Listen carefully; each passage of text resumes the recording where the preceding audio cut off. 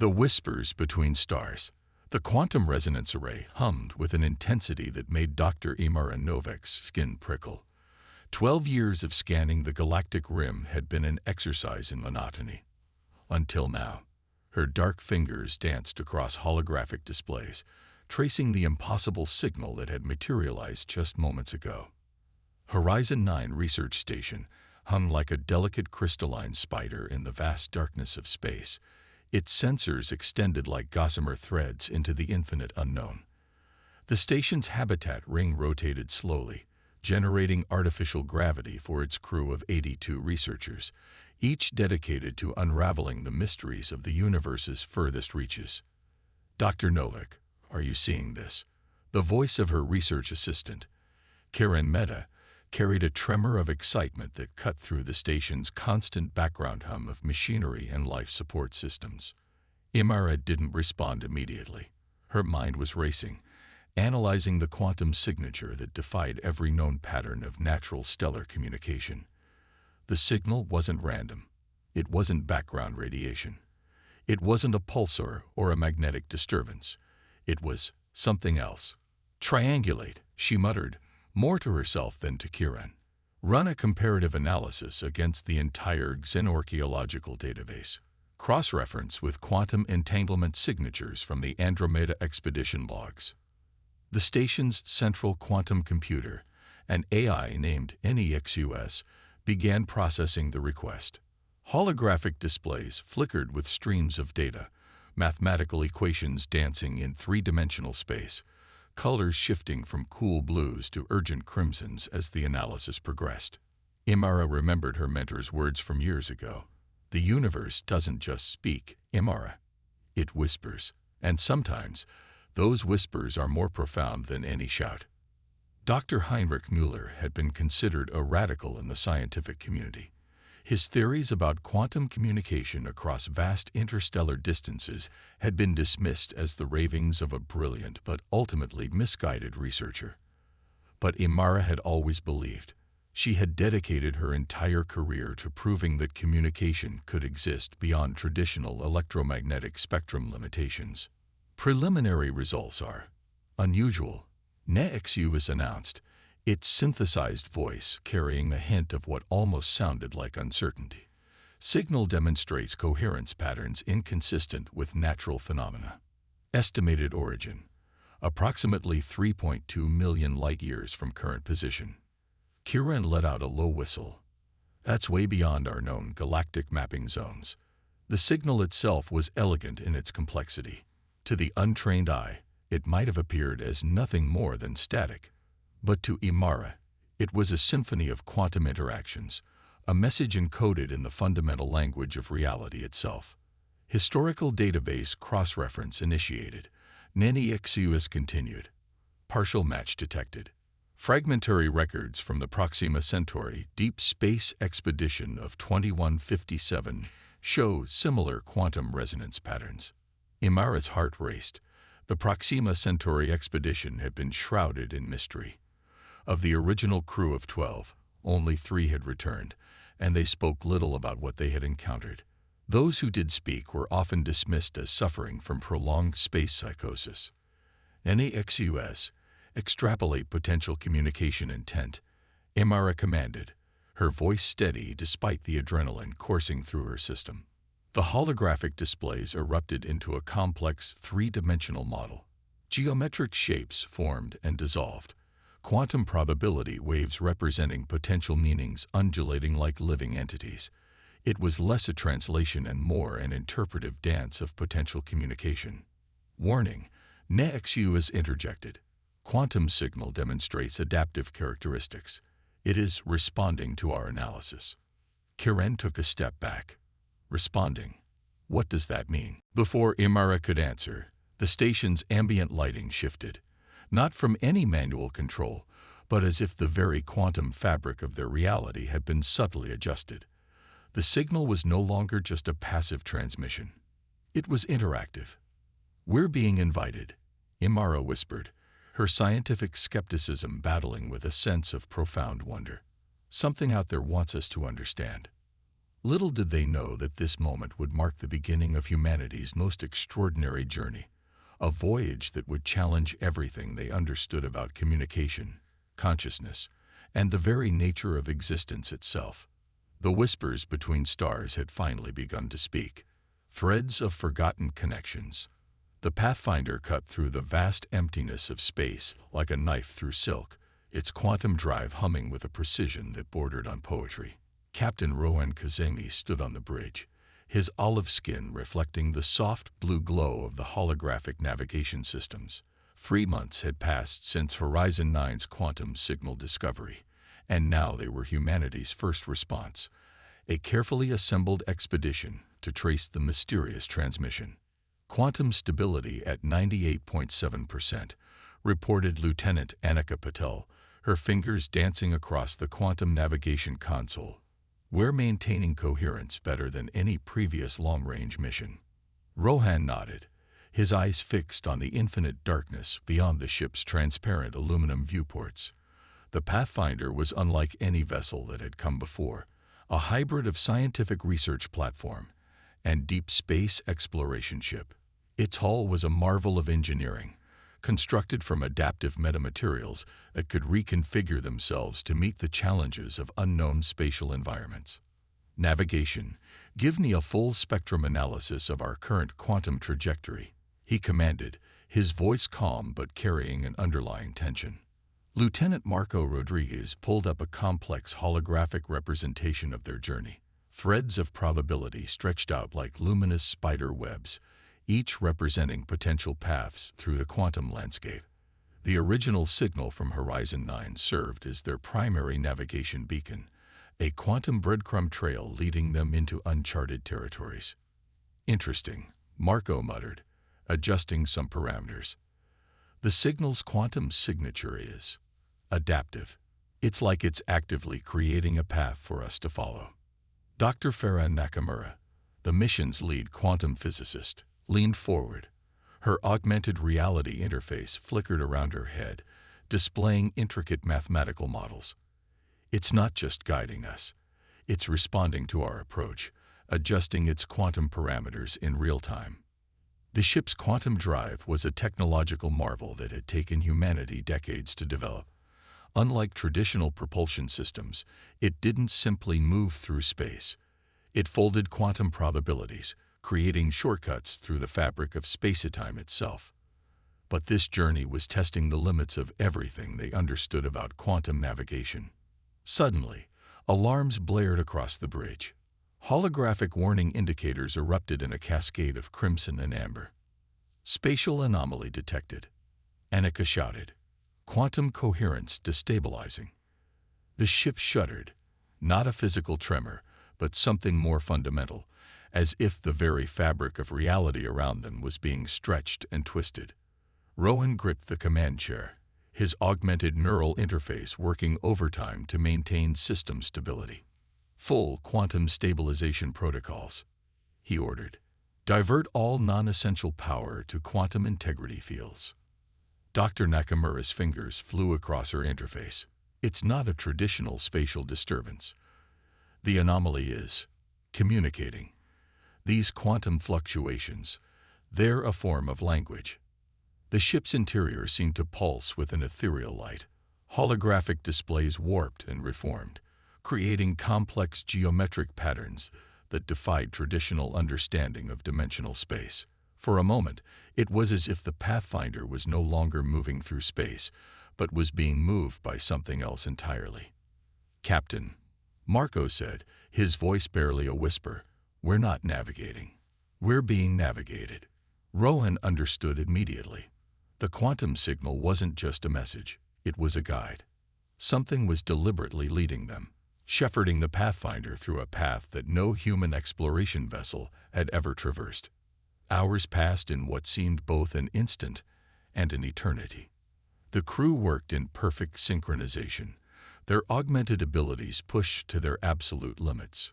They were no longer merely scientists and explorers. They had become interpreters of a cosmic language that existed beyond human comprehension. As suddenly as it began, the anomaly subsided. The ship's systems stabilized, But something had fundamentally changed. The quantum navigation charts showed they had traveled a distance that should have been impossible, covering what would normally take decades in mere hours. "Location?" Rowan asked. Annika's response was filled with a mixture of scientific excitement and profound confusion. "Sir, our current position doesn't exist on any known star chart. We're somewhere else entirely." Through the viewport, a vista emerged that defied everything they knew about the universe. Massive structures hung in space, not constructed, but grown. They seemed to pulse with an inner light, organic yet impossibly geometric. Threads of quantum energy connected these structures, creating a network that looked like the neural pathways of some incomprehensible cosmic brain. "We've been invited," Dr. Nakamura whispered. "Whatever sent that signal, they'd want us to see something." Rohan looked at his crew. They were humanity's pioneers, standing at the threshold of a discovery that would rewrite everything they understood about existence, communication, and their place in the universe. The journey was just beginning. The silent architects. The megastructure defied every principle of construction Zara Okoi had ever studied. It wasn't built. It had been grown, like a living organism that had crystallized into impossible geometric perfection. Her environmental suit's sensors worked overtime, struggling to interpret the complex biomechanical surfaces that surrounded her. "Base, are you receiving my telemetry?" She subvocalized, her neural implant translating the command into a tight-beam communication signal. Static crackled for a moment before Dr. Imaranovic's voice responded. "Intermittent signal, Zara. Whatever this structure is, it's interfering with standard communication protocols." Zara moved carefully through what appeared to be a central chamber. The walls seemed to breathe, not literally, but with a subtle quantum fluctuation that made her augmented vision shimmer. Each step left a momentary trace of quantum entanglement, as if the very floor was recording her passage. The Pathfinder's discovery had been just the beginning. When Captain Rowan Kazemi's expedition had returned with initial data, the scientific community had been thrown into chaos. This wasn't just an alien artifact. It was a message. A complex, multi-dimensional communication waiting to be understood. As a xenolinguist with specialized training in quantum communication theory, Zara had been the natural choice to lead the first investigative team. Her background in decoding complex communication systems, from deep-sea cetacean languages to the intricate chemical signals of hive insects, had prepared her for this moment. "Structural analysis is unlike anything in our databases," she muttered, running her gloved hand along a surface that seemed to shift and refract under her touch. "It's not metal, not organic, something in between." The chamber was massive, easily the size of a small city, yet it felt intimate. Geometric patterns flowed across the walls, creating intricate designs that seemed to move just at the edge of perception. Sometimes, Zora could almost understand them, as if the very structure was a language waiting to be decoded. "Quantum linguistic markers detected," her suit's AI announced. "Preliminary analysis suggests multi-dimensional communication matrix." A sudden pulse of energy swept through the chamber. Not threatening, but inquisitive, like a gentle touch of curiosity. "I'm here to understand." Zara spoke aloud, knowing the structure's quantum systems would likely perceive her intent more than her actual words. The walls responded, not with sound, but with a cascade of quantum information.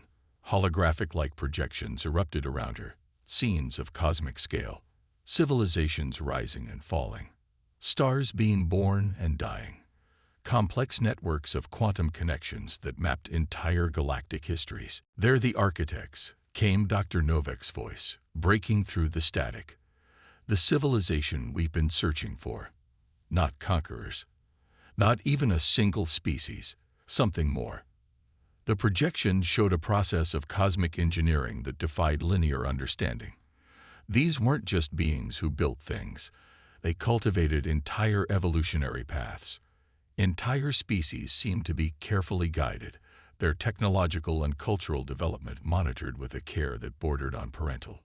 Zara realized something profound. This wasn't a dead civilization.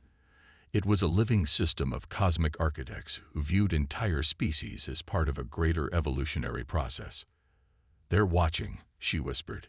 "Not just us. Everything." A quantum pulse swept through her suit's systems. Not an attack. A response. An acknowledgement. The message was clear, though it came not in words but in a fundamental understanding that resonated through her quantum-enhanced neural pathways. Humanity wasn't being invited. They were being assessed. As the projections continued their cosmic dance around her, Zora Okoye stood at the center of the greatest discovery in human history. A communication that wasn't about exchange, but about understanding the very nature of existence itself. The silent architects were listening and judging. Resonance of forgotten memories. The quantum interface thrummed beneath Dmitry Volkov's augmented hands, each touch sending ripples of information that danced between technological precision and something more ethereal. As the lead systems engineer of the expedition, he had spent his entire career pushing the boundaries of human technological understanding. But nothing could have prepared him for what lay within the alien megastructure. Preliminary system integration at 37%, he reported, his voice echoing through the vast chamber that seemed to pulse with its own living intelligence. The quantum architecture it's not just a system, it's a memory. Dr. Farah Nakamura's voice crackled through his neural comlink. "Explain, Dmitry. What do you mean by memory?" He ran his fingers along a crystalline interface that shifted and reformed with each touch. "Imagine if every technological system you've ever created could remember not just its own function, but the entire context of its existence. The emotions of its creators, the purpose behind its design, the hopes and failures that brought it into being." The chamber around him was a labyrinth of quantum systems that defied traditional understanding of technology. Streams of light moved like living information, carrying memories that were more than just data. They were experiences, emotions, entire histories condensed into quantum states. The architects didn't just build technology. Dmitry continued, his voice filled with a mixture of scientific excitement and philosophical wonder. They created living memories. Each system is a repository of collective experience. A holographic projection erupted around him, showing the evolution of technological systems across multiple civilizations. It wasn't a linear progression, but a complex web of interconnected developments. Species that humans had never encountered were shown developing technologies that seemed to breathe, to think, to feel. "Base, are you receiving this?" he asked, knowing the transmission might be fragmentary. The response from Captain Rowan Kazemi was distant but clear. "Partial data. Your readings are challenging everything in our current technological paradigm." Dmitry's augmented eyes caught subtle details that a standard human interface would miss. The quantum systems weren't just storing information. They were actively processing, adapting, evolving. Each moment was a continuous state of becoming. A sudden pulse of energy swept through the chamber. Not threatening, but inquisitive.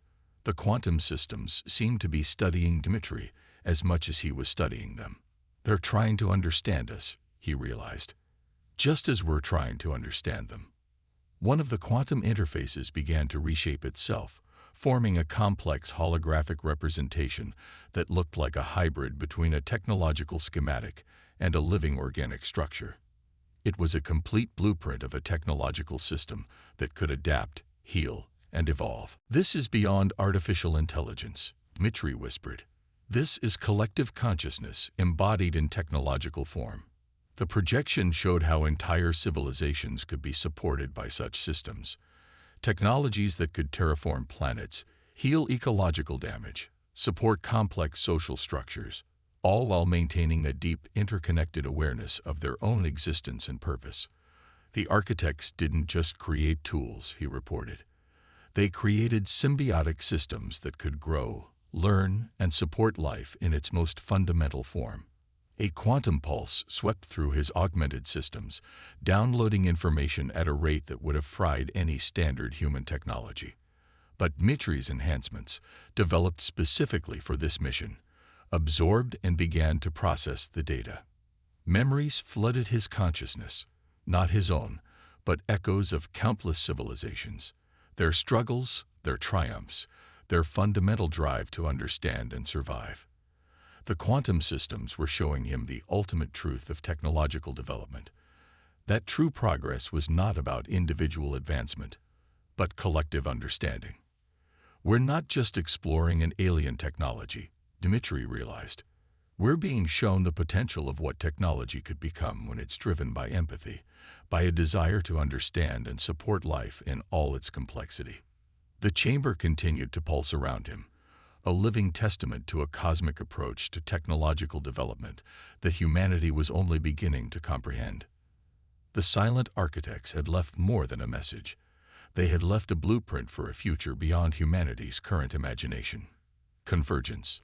The Global Quantum Council chamber fell silent as Admiral Elena Rodriguez stepped forward. Behind her, holographic displays showed the accumulated knowledge from the alien megastructure, a treasure trove of technological and philosophical insights that would reshape human civilization. "We stand at the precipice of our greatest transformation," she began, her voice steady despite the weight of the moment. 30 years had passed since the initial quantum signal discovery, decades of careful study, integration, and profound philosophical debate. The discoveries from the architects had challenged every fundamental understanding humanity had about technology, consciousness, and their place in the universe. What began as a mysterious signal had evolved into a comprehensive blueprint for a new approach to existence. Dr. Imara Novak, now the chief scientific advisor to the Global Quantum Council, stood beside Elena. Her pioneering work in quantum synorchiology had been the key that first unlocked the architect's message. "We're not just adopting new technologies," she explained to the assembled global representatives. "We're embracing an entirely new way of understanding our relationship with technology and the universe." The holographic displays shifted, showing the transformative technologies they had developed. Planetary restoration systems that could heal ecological damage in decades instead of centuries. Quantum communication networks that connected communities across vast distances with unprecedented empathy and understanding. Medical technologies that could regenerate entire ecosystems and support life in its most fundamental forms. Captain Rohan Kazimi, now leading the Quantum Exploration Initiative, presented the next phase of their cosmic journey. "The architects showed us that exploration is not about conquest," he said. "It's about understanding. Our new quantum exploration vessels are designed not just to travel, but to communicate, to learn, to support."